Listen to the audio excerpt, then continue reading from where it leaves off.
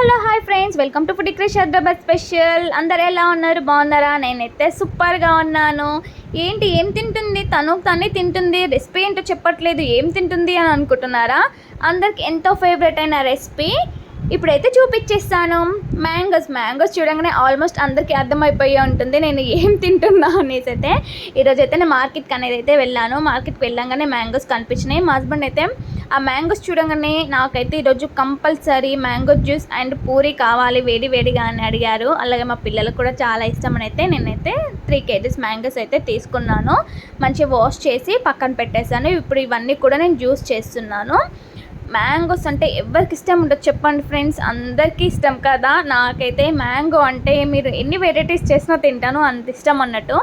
అలాగే మ్యాంగోస్ మొత్తం కూడా నేను జ్యూస్ చేసేసుకున్నాను. ఇప్పుడు ఈ గిన్నెనైతే పక్కన పెట్టేస్తాను.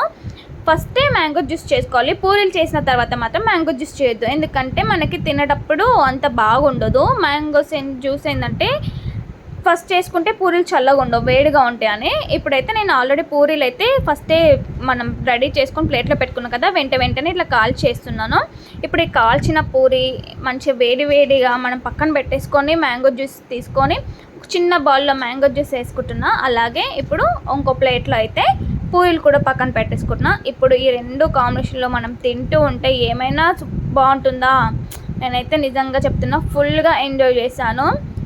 నోట్లో అలా వేడి పూరి మ్యాంగో జ్యూస్లో ముంచుకొని అలా తింటూ ఉంటే అబ్బా ఆహా.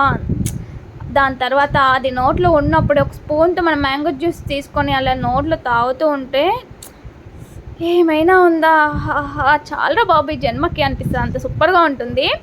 ఎంతసేపు బేసను ఆలు కుర్మా ఇలా కాదు, ఇలా కూడా ట్రై చేయండి, సూపర్గా ఉంటుంది.